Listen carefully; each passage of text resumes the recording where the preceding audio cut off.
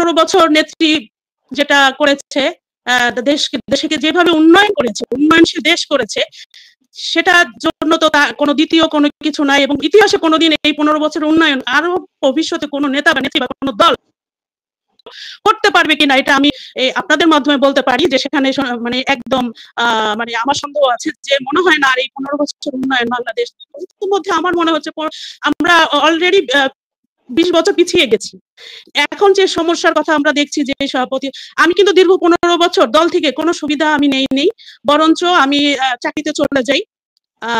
মোটামুটি আমি একটু মোটামুটি ভালো একটা স্টুডেন্ট ছিলাম। আমি জেল থেকে বের হয়ে পরীক্ষা দিয়ে ফার্স্ট ক্লাস পেয়েছি অ্যাকাউন্টিং এ। তো সেটা কথা না, আমি জব করেছি সেই করেছি, আমি কোনো পদ পদবি ভাবে ভাইটাল কোনো পদও আমি কোনোদিন পাইনি। নেতাকর্মীরা আমাকে এত ভালোভাবে চিনতো, আমাকে কোনোদিন খবরও রাখেনি। তো যাই হোক, তাতে আমার কোনো ছিল না, অভিযোগ ছিল না, অভিমান ছিল না যে আমার জননেত্রী শেখ হাসিনা দেশের উন্নয়নের জন্য, জনগণের জন্য আজকে প্রধানমন্ত্রী আছে, আমাদের ভাগ্য পরিবর্তনের জন্য সে না, সে বাংলাদেশের 18 কোটি মানুষের নেত্রী। তো এভাবে যখন আমরা 5ই আগস্ট ঘটে গেল, নেত্রী নেই, তখন মনে হয়েছে যে পৃথিবীতে না, আমার বাংলাদেশেই মনে হয় আমার সেই আত্মা নেই, আমার সেই ভালোবাসা বা সেই আনন্দ, সে জোর গলায় জয় বাংলা বলাটা আমার বাচ্চাকে আমি শিখিয়েছি, জয় বাংলা, ছোটবেলা থেকে জয় বাংলা, আমাকে দেখলেই বলতো জয় বাংলা। আজকে আমার মেয়েও নিশ্চুপ হয়ে গেছে যে জয় বাংলা আমরা বলতে পারছি না, লাল সবুজের পতাকাকে নিয়ে আমরা অহংকার করতে পারছি না, আমরা সার্বভৌমত্ব নিয়ে কথা বলতে পারছি না, জাতির জনক বঙ্গবন্ধুকে নিয়ে কথা বলতে পারছি না।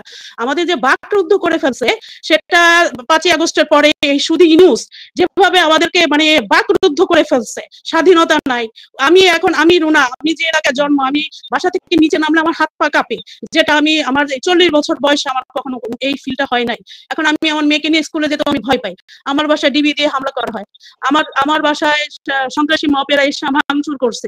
আমার কিন্তু এখন রানিং কোনো মামলা নাই, কিন্তু তারপরে ওরা বলতেছে ওরা ধরে নিয়ে মামলা দিতে হবে, যেহেতু ওদের কোনো পোস্ট পদবিতে ছিল না, এ কারণে আমার মামলা হয় নাই মনে হয় যেটা আমার। কিন্তু এখন ওরা আমাকে যে কোনো ওয়েতে অ্যারেস্ট করবে।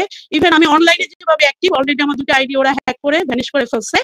তো তারপর আমি বসে নেই, এখন আমি ফারহানা আফরোজ না দিয়ে লিখছি এ রুনা এভাবে। তো সবাই বলে আরো তুমি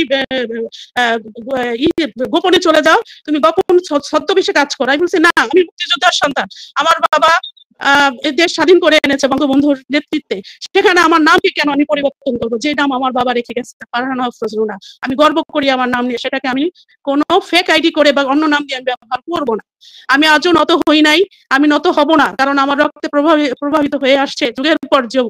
আজকে 40 বছর আমার ভাই বর্ণ আওয়ামী লীগ, আমার অস্তিত্ব আওয়ামী লীগ, আমি জয় বাংলার লোক, এটা আমি বলতে স্বাচ্ছন্দ্য ফিল করি। যতই শুধু আমি কিন্তু পালাতে চাই না, আমার হাজবেন্ড আমার বাচ্চার জন্য আমার সরে যেতে হয়, নাহলে আমি সরে যাওয়ার লোক না। আমি সেই কিশোরী বয়সে যদি গাড়ির সামনে গাড়ির চাকার নিচে পড়ার জন্য প্রস্তুত ছিলাম, এখন আমি ম্যাচিওর, আমি পরিপক্ক একটা নারী, আমি এখন মা, আমি বুঝি দেশ এবং দেশ যেমন আমার মা, আমি আমার সন্তানের মা।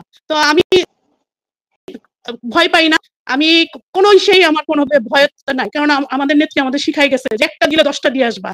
একটা মাইর খেয়ে এসে আমাকে বলতে পারবো না মাইর খেয়ে এসে ব্যথা পাইছি।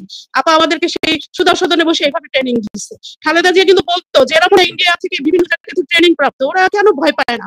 এই ছোট ছোট মেয়েগুলা কিভাবে রাস্তায় নেমে নেমে কাজ করে, কেন কিভাবে ওরা ট্রেনিং প্রাপ্ত, এরকম বলতো। তো আমরা হ্যাঁ ট্রেনিং প্রাপ্ত, সেটার আমাদের লিডার হচ্ছে জননেত্রী শেখ হাসিনা। জননেত্রী শেখ হাসিনা যতদিন আছে বেঁচে আছে ইনশাল্লাহ ততদিন আমরা জননেত্রী শেখ হাসিনার জন্য কাজ করে যাব, সেটার জন্য আমরা সদা প্রস্তুত। তো আমার এই বিনীত অনুরোধ যে আমাদের মতো যারা রুনারা আছি, যারা কাজ করতে চাই, তাদেরকে একটু কাজ করার সুযোগ দেন। আবার যখন ক্ষমতায় আসবো তখন না হয় আমাদেরকে আর